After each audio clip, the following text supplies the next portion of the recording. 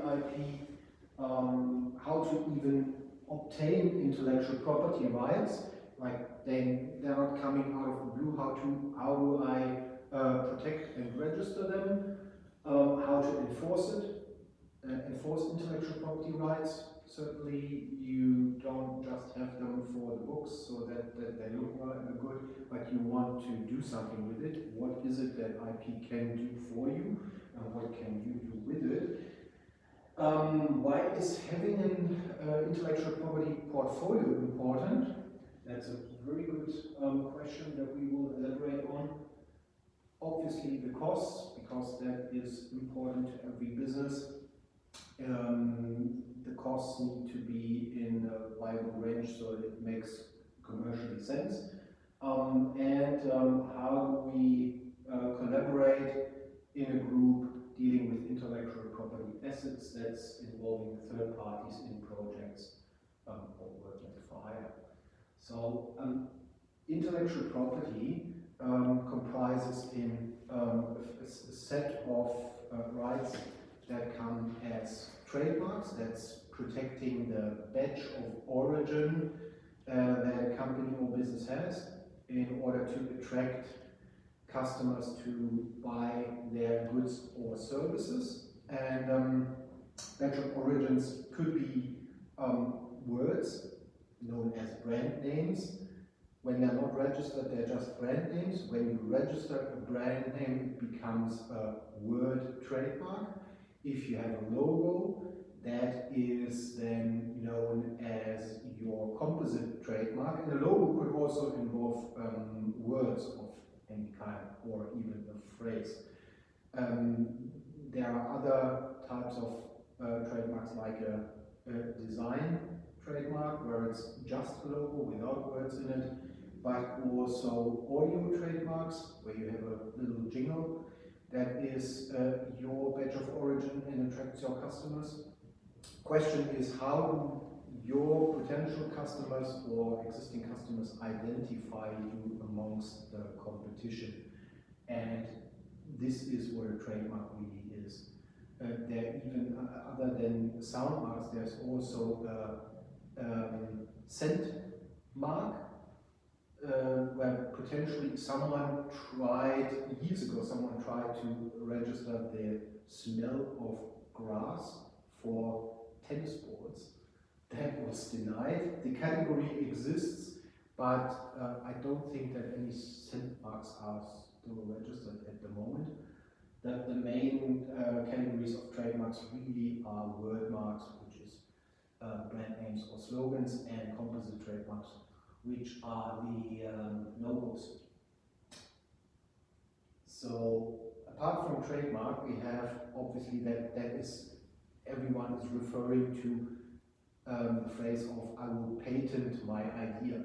So the patent one sticks in the mind of the general public as the synonym for protecting an invention. I patented. What it really means is protecting something that solves a technical problem. An invention that is new and solves a technical problem. Mr. Popi will elaborate on that a little bit later, because he is our patent expert and he will explain how patent works, what it really is, what can be patented and what not. As a first rule of thumb, it needs to have an inventive step, and it needs to be new, and it needs to solve a technical problem. Anything else is something, but not patent. So apart from trademark and patent, we have a registered industrial design or registered design, and that protects the shape, the outlook, the overall appearance of an industrial item. Think of the iPhone. The iPhone has a certain shape, and everyone will identify the iPhone without the Apple sign on it. They will see, oh, it's an iPhone, and just by the shape of it. So you could protect any industrial item and its unique shape, its unique overall appearance as a registered design, so you own that and no one else can copy, distribute, or make available that kind of industrial item in that shape or in a similar shape. What else do we have? We have blend breeders' rights as an intellectual property right, which is referring to crop.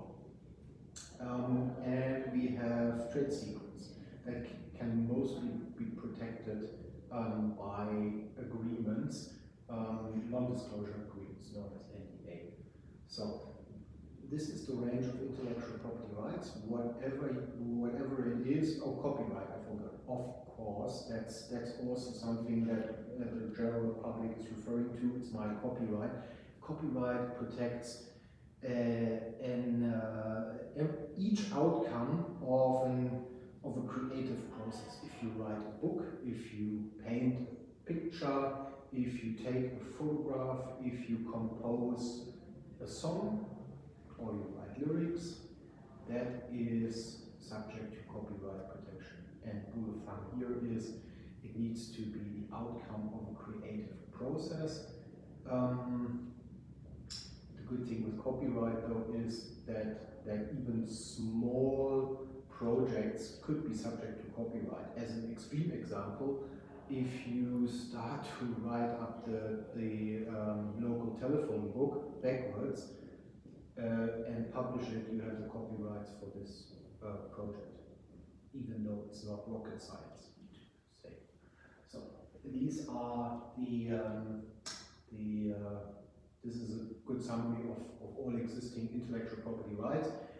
We haven't gone into very much detail in our slides that we were presenting today, with summarizing everything that I just tell you. At the moment, it is at the end of this presentation, and it's for you to read after that event, so you can read what you just heard from me.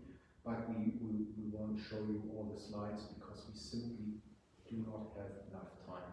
It's really hard to press it into 1 or 2 hours and then also allow questions from people. But this presentation, it has a few more slides and it's really explanatory, so you can see more. How does IP affect you in everyday's business life? Like basically, let's get right in medias res. You are a business that just started. You have a great idea, maybe involving technology, and it is that you have a very catchy name and maybe even a very catchy logo. So where does that take you? So you would have to think of, is the name that I use for my business, for the URL and the website, is that name descriptive or distinctive? If it's purely descriptive, if you call yourself the logo creator, for instance, because you have a digital design agency and you call yourself the logo creator, it's neither helpful nor is it in any way protectable.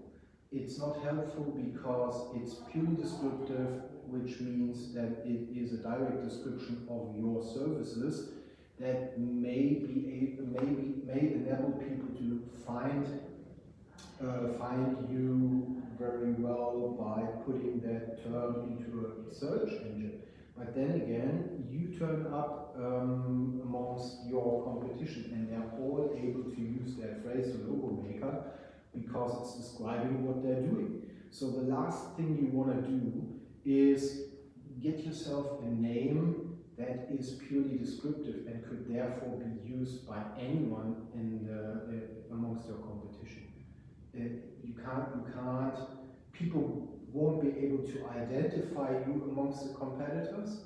So let's say they've done business with you once, they really like your services, and then what happens, they don't need you for the next 3 or 4 years. In 3 or 4 years, they thought, hang on, I had this awesome service provider that made me that great logo. What was the name again? Because it's so descriptive, it won't stick to the mind. They won't, even if they manage to remember that your name is logo maker, they will put that in a search engine or look in a telephone book or elsewhere, wherever, in any directory, and all your competition is using the term logo maker, and they simply can't find you. You're one in a million. So that's the complete opposite of being distinctive. It's not of any help. Avoid using descriptive names. If you call yourself, however, I just make an example, for a software, I think there is even a company with that name, Red Rocket, Rocket Internet it is, but let's say you call yourself Red Rocket for a software business. That is the perfect example of a really distinctive trademark, because what does it refer to a rocket? It's not related in any way to your services that you provide, nor is it related to any goods or something. It tells nothing. So therefore, it's regarded being super distinctive, and yeah, people might not be able to identify you right away when they search for you for the first time. This is because they didn't get it that you have a reputation or something. They look for someone, like amongst your competitors, including you. They find you, they use your services, and they really like you. Believe me, the term Red Rocket will stick to their mind. And when they return in 3, 4, 5 years, they will not have forgotten you. And they type in the Google search engine Red Rocket, and there you go. Who comes up is you. So there's no way they would confuse you with any competitors or would have difficulties to find you. It's really easy to identify you, and that's why it's a perfect example of a good distinctive trademark. What also needs to be said is that choosing a distinctive name or a very distinctive logo for your goods and services as a trademark pays off, because it increases the value of your brand. When you, let's say, just created the brand and you just started, it is probably, let's say we start with a value in the books of $25,000, just to put a price tag on it. And let's say Apple started in the 80s, Apple and Microsoft. No one knew them, they were in a garage, they were just starting their business, and probably everyone laughed their head off, saying, yeah, an Apple with a bite of in that logo, what is it? It's now the most valuable brand in the world, and that is due to its distinctiveness, because the name Apple and a stylized apple with a bite of has no relation whatsoever to software. That's why it's perfectly distinctive, which contributed to the value of the brand. And what they did is they filled it with life. They built a reputation, which is hard to do, but over the past 40 years, they just built the reputation of that brand. Would that brand name be software developers? No one would care. It would have simply no value, and what also comes with it is that you're not able to enforce it. A purely descriptive term, simply because the law doesn't prevent anyone from using descriptive terms to describe their own goods and services, you can't go to a court and get an interlocutory injunction and restrain someone from using it. So that's all the downsides of having a descriptive term. So for God's sake, use a distinctive logo and or name and slogan. That is that's the key idea of you starting this business looking for a catchy name. Find a distinctive name, logo, and slogan. Then you would have to look at, do you have any inventions that were made in your business? Maybe you're a software programmer and you have built a software for the company that you sell to your customers. this software could be subject to a patent protection, and one would have to look at it. That largely depends on whether or not it has an inventive step and it's new. Or else it could be subject to copyright protection if it is the outcome, and certainly it is, the outcome of a creative process.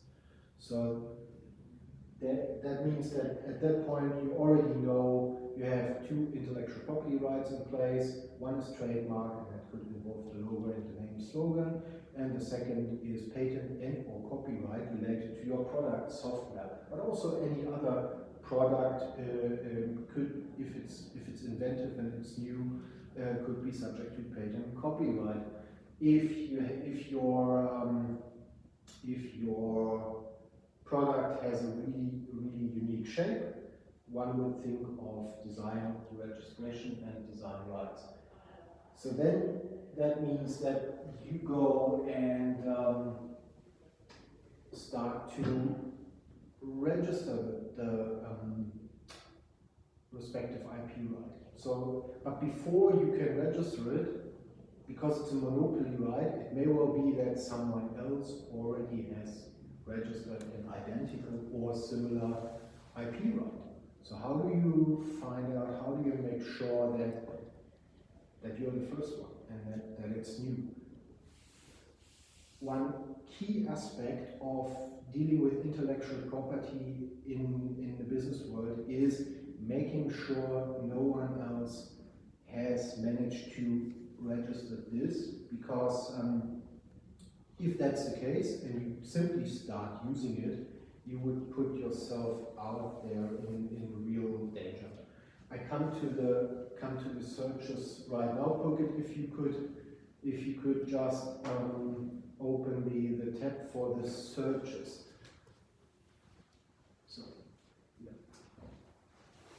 What we have, maybe I look at the business name first. So what you could be doing is, if you started a business, do a business name search with ESIC, or a company name search.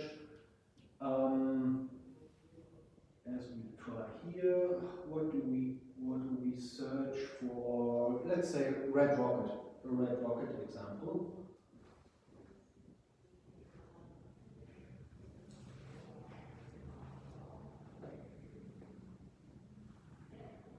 And does something come up? Right, Red Rocket. We have quite a few Red Rocket names. So I must say that registering a business name is a mere administrative act. It's just the government allowing you to trade under a certain name in Australia, and they use the ABN, the business number, or the ACN, the company number, combined with your name to basically control your business or company's actions. That's what it's for. It's not a monopoly like the business name or company name registration, and I can't stress that enough, has nothing to do with securing rights to a name. That is the administrative act, so the government allows you to trade under that name. But nevertheless, you have to do it.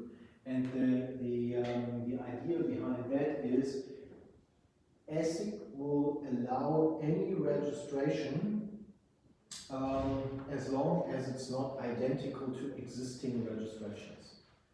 That may well be, it may well be that, let's say with that Red Rocket, what we just saw, Red Rocket is already taken, so you can't register Red Rocket a second time. But for ESIC's sake, you would be able to register Red Rocket International, because Red Rocket International does not exist the identical way. So we would be able to, let's say you register the business name Red Rocket International and as a business name, and at the same time, we have it here? No, it would be available. So we could register that as a business name and as a company. So from then on, you would be the Red Rocket International Pty Ltd, trading as Red Rocket. Okay, fine. So you've done the first step, registering your company, your business name under that name, Red Rocket International. As I said, it doesn't give you any rights to the name. It's an administrative act, so the next step you need to do is you need to go to the trademarks. Oh, domain search. Yes, maybe I say something to the domain search first. A domain, if you register a domain in Australia or a .com domain in the US, or a domain in any other country, any other jurisdiction, what it does is it's an act that enables you to control a certain space under a URL on the internet under that name. So the idea is first come, first serve. Once the domain is taken, no one else can run a website. Technically, can't run a website under that name because the URL address is taken by you. That's sort of a factual position that you achieve. However, it works both ways. If you have managed to register a domain, let's say the redrocket.com.au, if we do a search with order, just quickly, redrocket.com.au.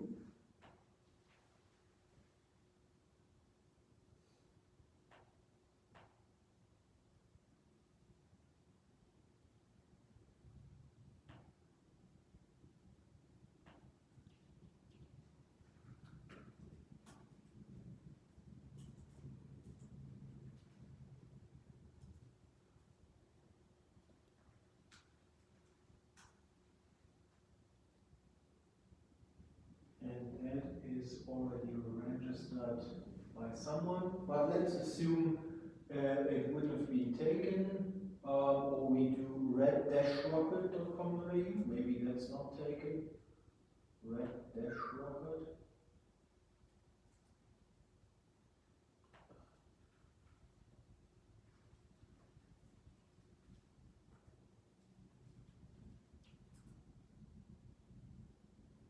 So it seems that it was not found, so that one would be available.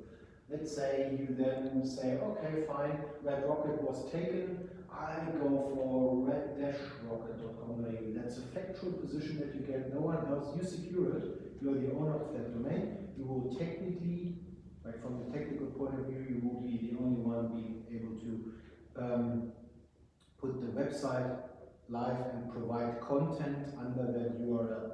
Not more. It doesn't give you rights to the name. Same as business name or company name. It doesn't give you any rights. It's a factual position. The most important thing then is, what it does is it is a sort of blocking strategy, because it was found in the early 2000 years, it was found by courts in all jurisdictions that merely holding a domain name, having control or being the owner of a domain name address itself without any content behind that address is not a use of that domain name, Red Rocket, as a trademark. So unless you provide any content, the content under that website, under that URL, is then the use of the name Red Rocket as a trademark. As long as you have an under construction sign on an empty website and it's not in use, the holding of the domain name, the mere ownership of it, holding your domain name in your portfolio amongst several others, is not the use of the name as a trademark, and therefore no one else can stop you from holding that, blocking that domain name. You might have heard of domain name squatting. If it's something like that, it's another question. But first of all, holding a domain name is nothing. So therefore, it's probably a good idea, a good strategy to secure that domain name right away, no matter what. If it's available, redrocket.com.au, redrocket.com, jump on it, secure it, make it yours. Don't start using it, but secure it. And now we come to the last preparative step. That is by far the most important one. You now have to look at, you secured your domain, now you go to the trademark search. Again, I can't stress it enough, without owning the trademark, you don't own the name, you must not use it. If we could quickly go to the trademark search in Australia, and I'm not going very deep into where to search and which countries. We start in Australia first, quickly with the ATMOS, Australian Trademark Search System. And if we put in Red Rock, we come up with 17 results. And it depends, there are 45 classes of goods and services. Every good or service you can imagine is classified, from chocolate to supplements to drinks, non-alcoholic, alcoholic beverages, t-shirts, clothing in general, to any kind of service you can imagine. Classes 1 to 34, I believe, yeah, 34 is for goods, and 34 to 45 is for services. So any good or service you can imagine is classified. If we look into the search, so when you go to the search, you see the search result. You actually don't need to be a lawyer to work out who else is currently registered, who has pending applications. So you could do the search yourself. What is important though, that someone with the knowledge in relation to intellectual property is looking into that search result, because physically typing in a search term into a trademark search engine and then seeing the 10 results, could you go back to the search result that you had, the trademark search result? So I can explain that a bit better. Yes.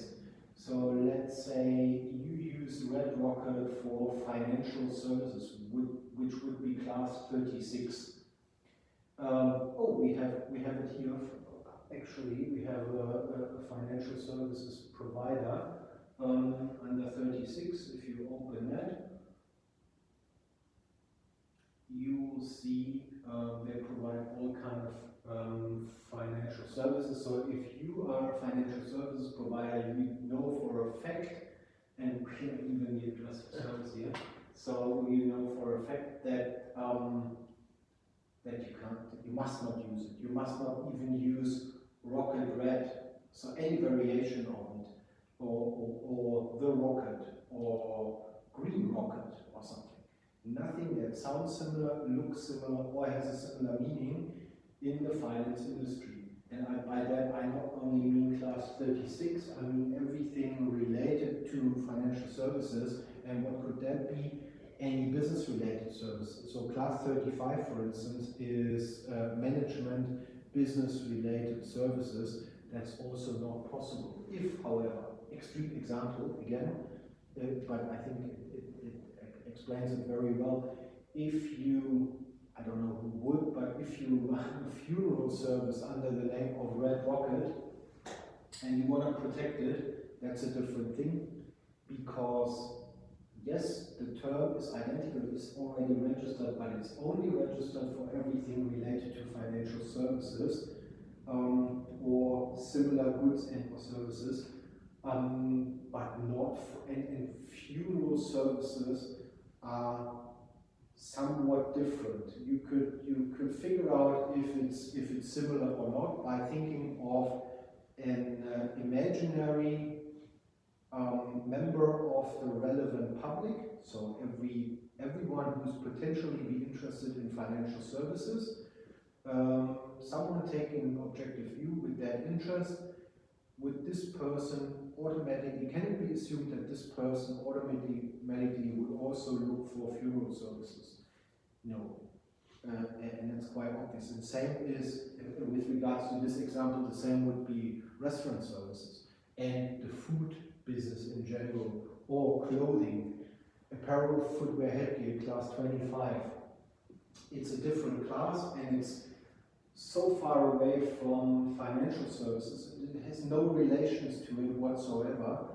So that would mean you could very well register the term Red Rocket for clothing, for instance, or for a funeral business, if you want to do so. But again, you could not do this for class 35 business-related services, because it is too closely related to financial services. So that is, you've seen that now, the finding. So you have that search result from the search engine, and you do that with every country. Like every country in the world has a trademark search database. Wherever you want to protect yourself, you do the search. You get a search result. Sometimes you get 300 pages of Word with search results, showing some trademarks being cancelled, some trademarks refused, some trademarks registered, and some trademarks pending. The important bit of that stage is to take the search result and make a valuation in terms of what does that search result mean. Does it reveal a scenario of likelihood of confusion? If I were to commence using the term Red Rocket, for instance, based on that search result, would I clash with existing registered trademarks? Because, as you can imagine, as a trademark owner, the worst thing that can happen to you is someone else being allowed to be registered with a very similar name, because that's exactly what the trademark law wants to prevent from happening. Someone with a similar name that can't be distinct from your business, and people would believe this other business is you, and vice versa. Therefore, the Trademark Office will look into your application and will let you know if they believe that, based on the principles of likelihood of confusion and the judgments related to that in Australia and internationally, is it too close or not? And then you will receive the finding. So let's say you want to run clothing business under Red Rocket. We have done the search. There's nothing there's financial services and all other services, but nothing related to clothing. So you could very well say, it's fair to say that I will not run into any problems. So let's take it one step further. Let's make that name mine. I want to own Red Rocket for the clothing world. I don't want to prevent software guys from using that name, that's fine, but nothing related to clothing. And by that I mean apparel, footwear, headgear, but also fabrics, class 24, or any merchandising articles and sporting articles in class 28. So everything that is sold on one point of sale has the same trade channels. You just want to block this for hours, because all it would do is create confusion. We've seen that it was available for class 25, and so we would take the next step and do the trademark filing. We would then jump on, let's say, you're Australian, so we would go to the Australian Trademark Office in your home country and would draft an application. That's also pretty much self-explanatory. You log in and they ask you all sorts of questions. Who is the applicant? Do you have a representative or you're self-represented? What is the trademark name? Please upload the logo. There's even an internal search engine that allows you to enter names of goods and services. In our case, let's say we put in shoes, then they come up with all sorts of um, kind of shoes that you can choose from. The rule of thumb here is the more generic, the better, because it broadens your scope of protection. If you have apparel, clothing, footwear, headgear, that's the broadest you can choose, and that's the best because it's sort of a cover-all option rather than going t-shirts, skirts, and swimwear or something. So be as broad as possible to broaden your scope of protection. And then you complete the application process. At the end of the application process, you will be asked to make a payment. You submit that, and then you get a filing receipt. And from that moment on, your trademark protection is in place for the following 10 years, renewable. Really, from the filing date, it protects you. If we would lodge something today, it will be immediately protected from today on for the next 10 years. And we have to renew it on or before today's date in 10 years' time. In the meantime, until it's registered, it takes 7.5 months in Australia until the trademark's registered. Until that time, you use the TM in the upper right corner of the name or the logo, and you change it to an R in a circle once it gets registered. TM stands for trademark in use or unregistered trademark, whereas the R in the circle stands for registered trademark. So I could run you through the stages of the trademark application, which is, in a nutshell, the filing receipt that you get by submitting. 1 or 2 days later, you receive a notification of filing from the trademark office notifying you this is your application number, this is what your application looks like, please wait. And then 3 to 4 months from the filing date, you will receive ideally a notice of acceptance after they had examined your trademark application and found this to be in order.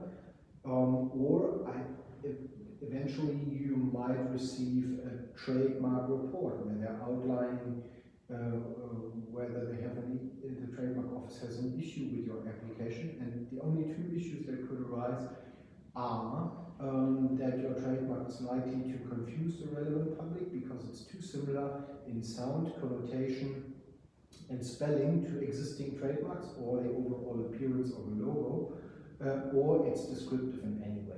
Red Rocket, we will have no problems of registering it as we've seen because it's only registered for financial and the like services, and financial services and clothing are not in any way similar. Red Rocket is also not in any way descriptive for apparel, footwear, headgear. Maybe for engineering services creating rockets, to put it to the extreme, they would probably say it's a rocket creating service and therefore it's not protectable. A good example is the Apple brand. Apple is perfectly distinctive for software because Apple doesn't describe any software or related goods or services. If you would be a fruit trading business, Apple is not protectable because it purely describes your products, namely apples. And other traders in your industry need the word apple to describe their goods. Otherwise, they couldn't tell their customers that they're selling them apples, and that's not what the law wants. The law wants to put them locally on distinctive terms, but not preventing others from describing their core products or services. So that is when the trademark office might believe that your application is too similar to an existing one or it's descriptive. And then you have the chance you get 15 months to respond to that, convincing the examiner that this is not the case, that the examiner is wrong, and you back up your arguments by certain judgments related to distinctiveness / descriptiveness or likelihood of confusion. And in many cases, when you've done your research and your homework before filing, you are able to overcome them because you made the filing based on an informed decision. So that should not be too too hard, but that's a stage similar to the evaluation. Does likelihood of confusion exist? Does my application has prospects of success of getting registered? Here, dealing with a report and overcoming obstacles to registration is a part where you would need a lawyer to look into this, because you simply would not have the knowledge to evaluate how do I overcome it. This is where it's very worthwhile using an expert in helping you to achieve registration. Not so much in entering something into databases and getting a search result, or physically typing in the application. That's very well something everyone could do. I could give it to my teenage son and he could do it. That's not a problem at all. But where the value of services lie is the expertise in establishing, does it make sense or is it just a huge waste of money? And this is what is commonly overlooked. It looks so simple, but it's what you not see that puts the value to it. Similar to intellectual property assets, you don't see them. They're intangible assets, but they are in most businesses, this is where the most value lies, apart from the tangible assets that a company or a business would own. The intangibles are the ones that create all the value of the company. And so with the process of protecting IP rights, it is developing strategy and working out what kind of implications a certain search result or a finding has, prospects of success, and how to overcome obstacles along this process. This is where the expert advice becomes priceless and has its values.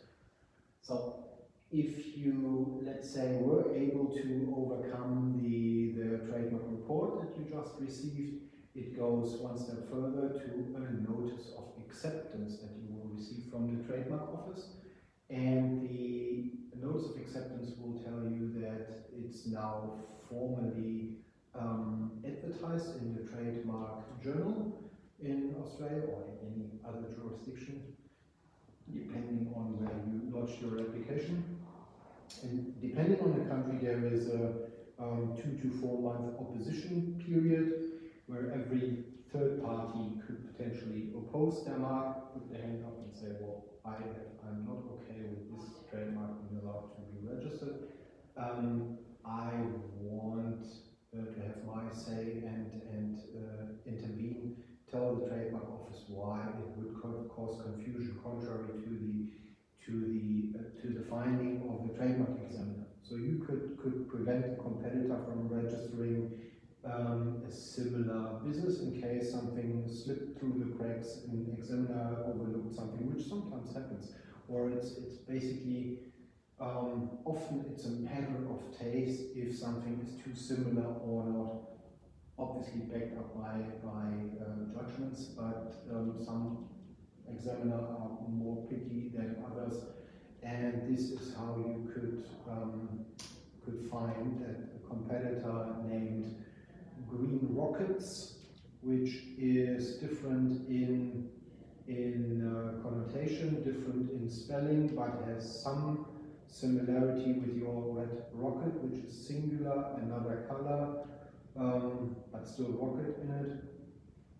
What do you do? Like, let's say if green rocket if red rocket and green rockets would coexist, is this too similar if you have a clothing business and they are in sporting articles? That's sort of a 50-50 chance, and at the end of the day, it has to be decided by a judge ultimately. But you, let's say you are not okay with this, and so you could lodge an opposition within the opposition period and explain to the trademark office why this should not be accepted, because it would create confusion, and then you get a so-called decision on the written record. A trademark examiner will look into arguments and make a final decision. If the final decision is not to your liking, you could oppose this decision in Australian court, and a judge would make an ultimate decision.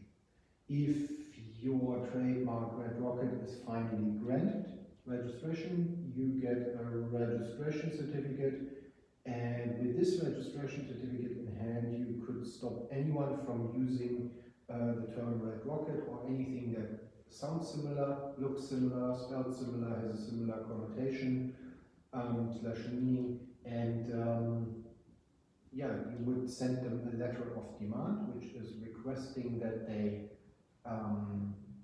must not use this term or any similar term in relation to their goods and any similar goods, that they have to provide information in relation to the extent of their use in the past, that they are liable for damages, and damages could be an account of profit or a loss. A loss is hard to prove because you have to prove causal connection between their existence, them offering the goods and services, and your loss, which is hardly possible. But if they made a profit with using a similar or with your name, they have to hand over the profit they made, and they have to hand it over to you. So that is the enforcement stage of your intellectual property if it's eventually registered. You could then go one step further and expand your Australian protection to other countries in the world.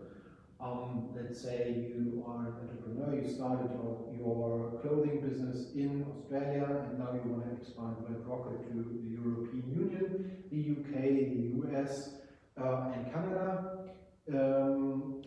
What you can do, you can leverage on the so-called priority filing date in Australia, where everyone in the world would not be able to use a similar name within the time frame of 6 months upon you filing a trademark application in Australia. So if you file something in Australia now, and you would file the same trademark application in the US and Canada and the European Union at the European Trademark Office in Alicante in Spain, then even though people filed in these countries before you, let's say someone files in Europe tomorrow and we only go in December, still within our 6-month time frame, relying on our Australian filing, we could jump the queue and claim the priority rights, and we would prevail over this person in Europe who has filed the earlier application. But now we're getting into the strategy side of things, which is also one major value of applying expertise, expert advice along the process, again, apart from physically typing in something or filing it, lodging it. This physical presence or a physical act is not something that may save you time, but an expert is there for you to develop strategies and to avoid unnecessary costs and future litigation. This is where expert advice, like in any industry, becomes priceless, because it saves you trouble and expenses in the future, and ensures that you can defend your IP rights against anyone, against your competitors. And in general, maybe let me say that IP has two sides. IP is, or actually 3 sides. It is basically, by registering it, you ensure you build a fence around your nicely built house. You build a fence around it so no one can take it away from you, can enter the property. You make it yours. So that's the defensive side of things. Then it also enables you to actively prevent people from copying your idea or copying your good name or logo, making others believe they are you, and vice versa, creating that confusion. That's the That's not the defensive, that's more the active side of enforcing and stopping others from using it, not so much stopping them from attacking you.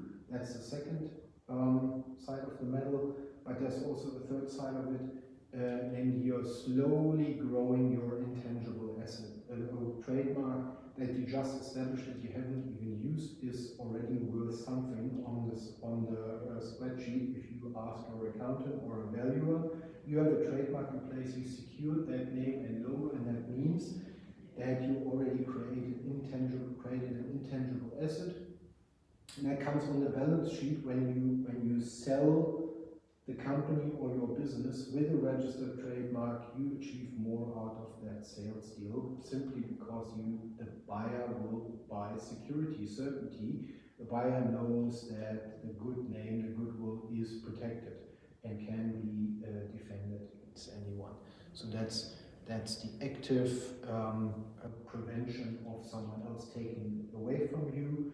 The approach of stopping others from copying you, and building the intangible asset in terms of an asset that can grow in value according to the numbers and that you can see on the balance sheet when you sell the business or the company.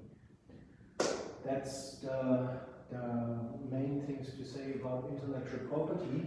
And if we come to the patent side of this, I would like to ask Burkhard Popli to say a few words about patents and introduce you to that intangible asset.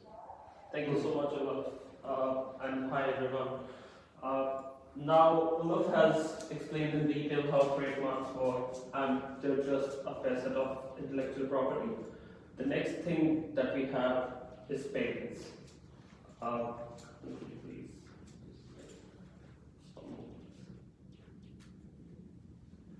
So, what are patents and how they differ from the trademarks that Olaf just explained?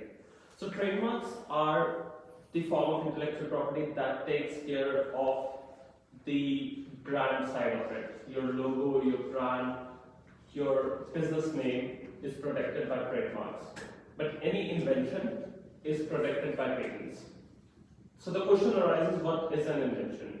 So the invention is any process or any method or any product that didn't used to exist in the world before. So any process or any method that is a technological advancement over something that existed before is called an invention. So are all inventions patentable? No. So in order for an invention to be patentable, we have following criteria. First, it should be an eligible subject matter. Now, patent laws across the world just cross out certain things that cannot be invention or could be protected by Patents Act. Mostly it includes stuff like nuclear inventions, because it's a matter of national securities. It could be mere discoveries, so you can't say that you discovered apple and that should be patented by you, apple fruit, I mean. Again, apart from that, if it's not a substantial technical advancement, it comes in the pharmaceutical products, it can be protected as well. So it has to be an eligible subject matter. Then it should be novel. Novel means, as I just said, it shouldn't have existed in the world before yet. So if it's novel, a patent office will, if you submit your invention, patent office will check all the patents, existing patents, patent applications, and non-patent literature as well, such as research papers. So if at the point of their examination and at the point of you file the patent application, if that invention existed anywhere in the research papers or in the traditional knowledge of the world, it won't be patented. So there has been certain cases where indigenous communities have certain pharmaceutical compositions that they have been using for several years for treating particular stuff or particular disease, and companies have tried to protect those compositions as patents. So such patent applications would be rejected because it used exist as a traditional knowledge.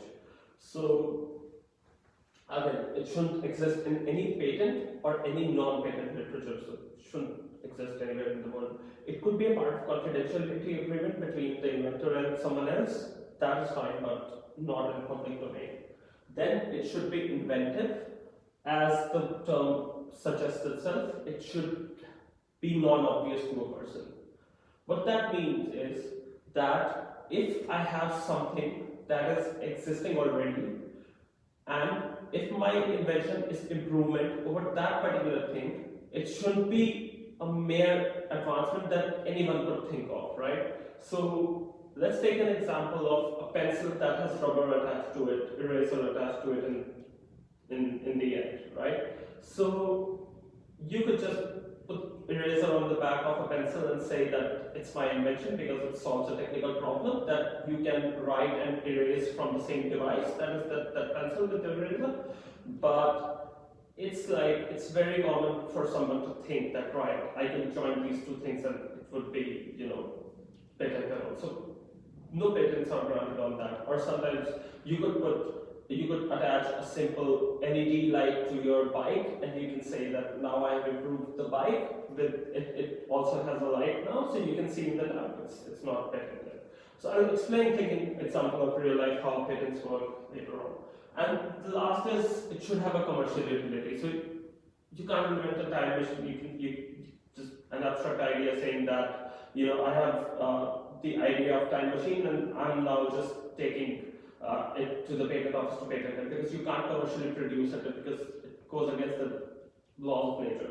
So you should demonstrate the commercial utility as well. So if you have an idea, that idea could be patented, but in order for it to be patented, it should be eligible subject matter. It shouldn't be ruled out by the law of land. It should be new. It shouldn't have existed anywhere else. It should be inventive. So inventiveness is a subjective thing, right? You would ask, like, what should be the threshold of inventiveness? Like, I could not be smart enough to put an eraser with a pencil, so should a patent be granted to it? So for that, patent offices generally use the threshold of person ordinarily skilled in the art. So if a person is extremely skilled in the art, everything would be obvious to him. If you just tell them that, day before yesterday, CRISPR-Cas9 technology, gene editing technology won chemistry Nobel Prize, and if you ask someone from genetics field who has 20 years of experiences and 2 PhDs in the subject that, had CRISPR-Cas9 never occurred to them, so they would say, yeah, it was just a matter of clicking, but it's obvious, yeah, right? You can just click the genes and attach new sequence. So a person ordinarily skilled in the art, like you and I, just a single degree probably, for whom it's not just obvious that threshold is taken, and utility, obviously, it should be commercially viable to produce that invention. So I know it's a lot of knowledge for someone who is not in the intellectual property field to process, and that's where the part of, as Olaf was saying, IP experts come in. So they would assess your technology from a person ordinarily skilled in the art point of view to assess whether it's inventive. They would conduct a whole patent and non-patent literature in the world to see if that invention never existed before. They would check the commercial utility, and then definitely subject matter eligibility is the first step. So that's where the part of patent experts come in. Now the question is, why you should protect a patent, or rather, what are the risks associated with the patent protection? So you could be a good Samaritan who wants to put everything in the public domain, like Tesla, and you say that fine, we work for betterment of society and we put all our patents in public domain. You could do that. But that won't stop anyone else from filing a case on you if you are infringing on their patents. So it is absolutely necessary for everyone who is launching any sort of product or process in the market or using any process to conduct a thorough search of patents to see if you are not infringing on their patents, right? So suppose I set up a factory where I am processing mine, right? We take iron ores and I'm processing it to iron ore. A simple factory of producing these glasses from tumblers from which we drink water. Now, you searched online, you talked to certain experts, they told you that this is the method to manufacture the glasses. You set up the factory, you are producing it, you didn't file for any IP because you think you're a good guy, you don't want to restrict anyone else from adopting this method. But what if the method you are using has a patent that is protected by someone else? The next thing that you know is that person is knocking on your door, is asking for all the profit that you have made in last few years by making tumblers from his technique, and for free you have to hand over whatever you have produced, including the profit, and damage every product that you have from the patents. So this is the risk that comes with patents. So if you're a business owner, make sure that even if you don't want to protect your patents, make sure whatever product process that you're using are not being infringed by someone else's patents. Otherwise, there is a lot of trouble. Apart from that, a good example comes into my mind that in February 2020, Apple was fined $440 million in a patent infringement suit. So it's not something that comes from an alien world. Patent infringements exist, and firms like Apple have to sometimes pay around $1 billion in just the patent infringement suits, because I think if I remember correctly, in 2016 there was a case where initially the damages that were awarded for a pharmaceutical case ran into 2.5 billion in amount, and that's sometimes the annual revenue of a particular company. So it's a big amount, although it was overturned later, but had it stayed that way, the company would have had to pay the $2.5 billion dollars.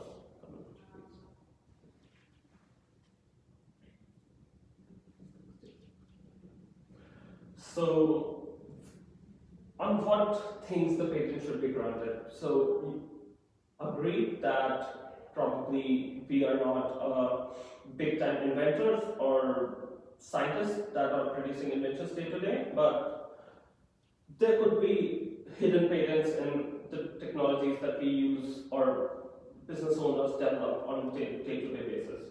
So it could be any process or method, it could be any machine, it could be any manufactured article that you produce, or it could be composition, as simple as a pharmaceutical composition. So any new disease, say if a COVID vaccine comes into picture early next year, so the composition, including the vaccine and the carriers and all of that composition, would most definitely be protected by the patent. And whoever holds the patent of that particular vaccine would have the monopoly of producing it and excluding anyone other from producing that particular vaccine. So if you have heard of generic drugs that are cheaper, these are those compositions that are now in public domain because 20 years of patent protection has lapsed now.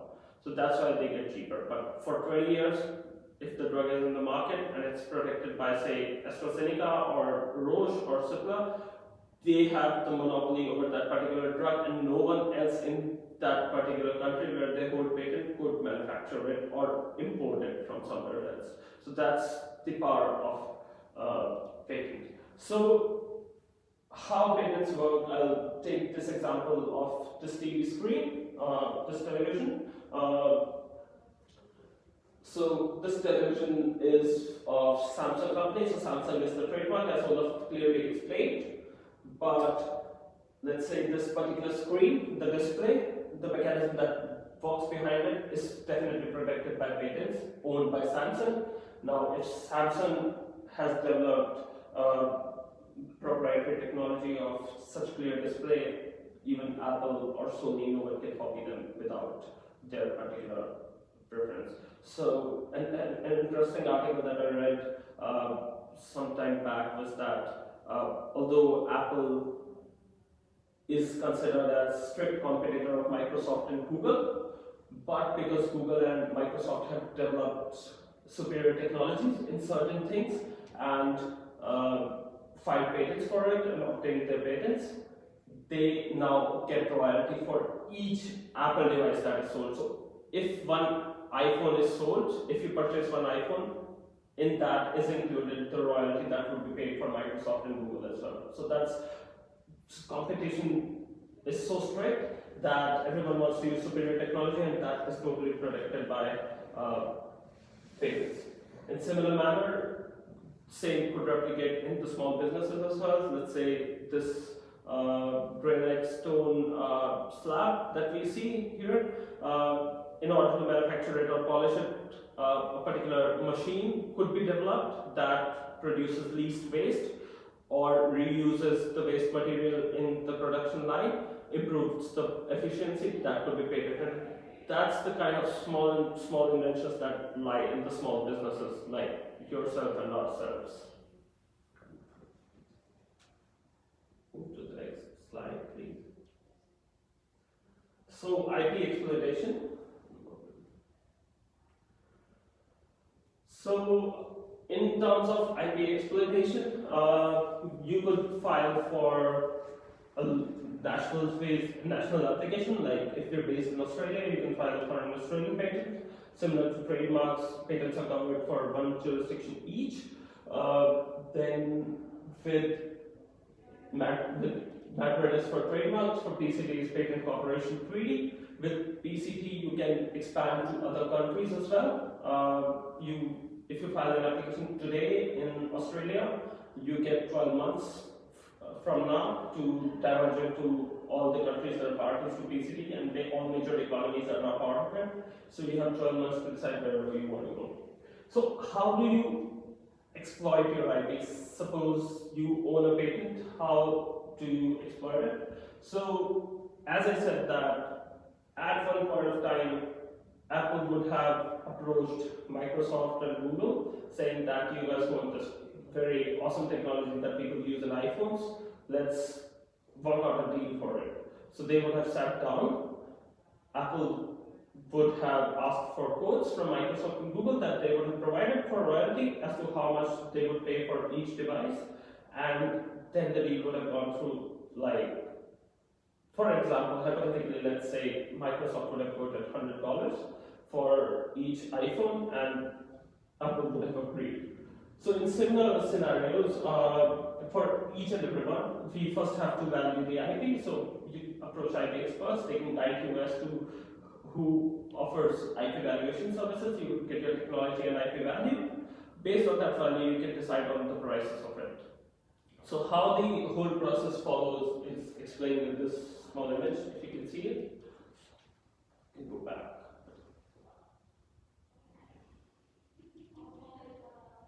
That was the slide reading for a reading material. You can use it after the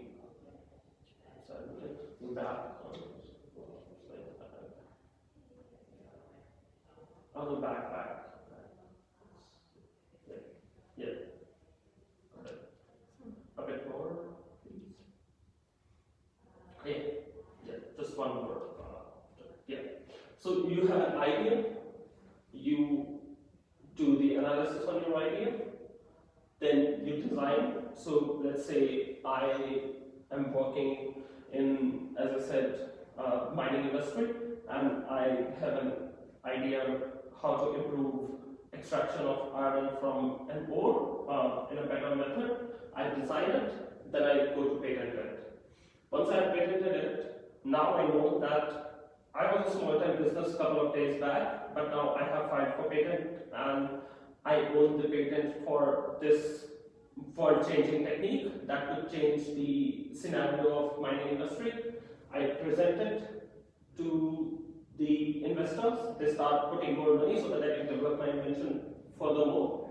And then after financing, I discuss it with my competitors. I go to Westfarmers or any other player in mining industry. I tell to them that I have technology superior to you. Let's sit down and let's go to a deal, and then we get a IP valued by a IP valuation expert. They say that your technology is probably worth $10 million, and then we divide $10 million to fetch an appropriate royalty rate or upfront payment.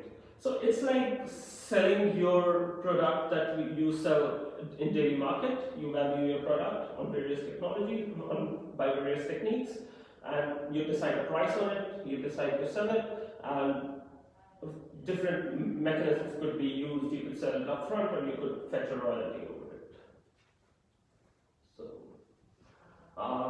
next is IP risks. I think Olaf has covered the risks in very well in advance, but I'll quickly give a brief overview in terms of patents.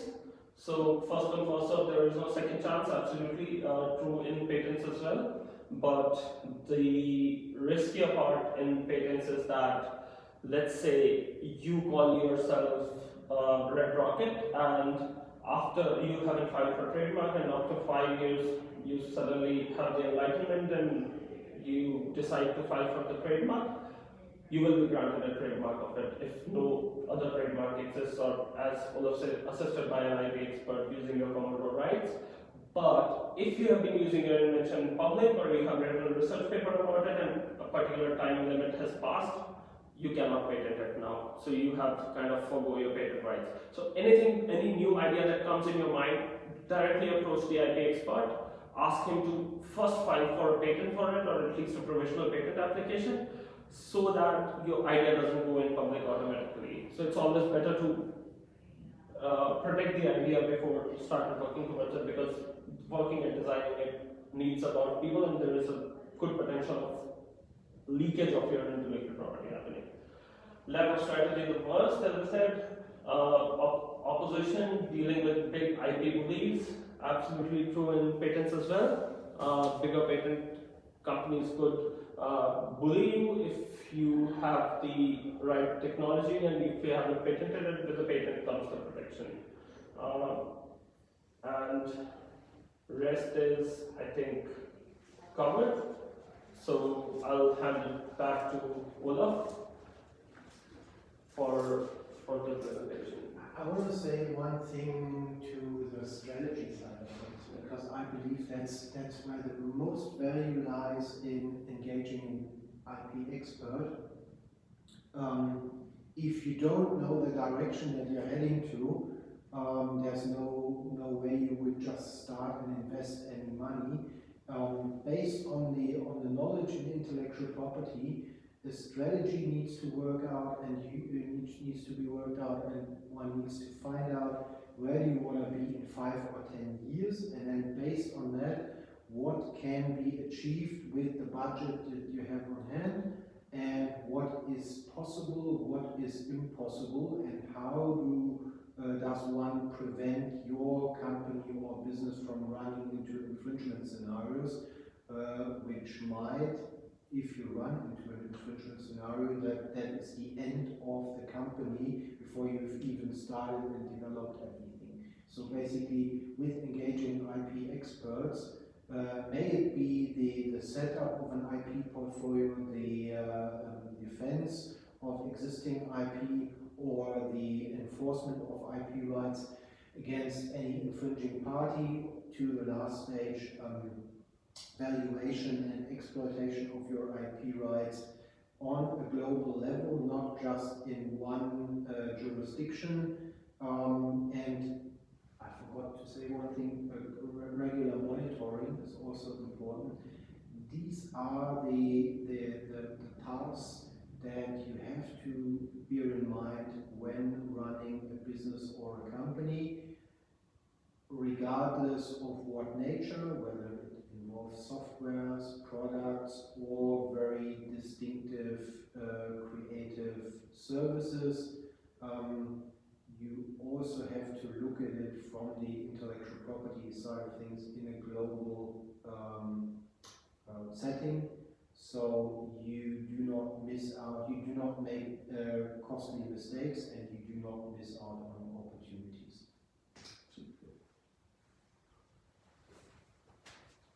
I believe we come to the end of our today's event here under the name of managing intellectual property risk. We all thank you very much for attending.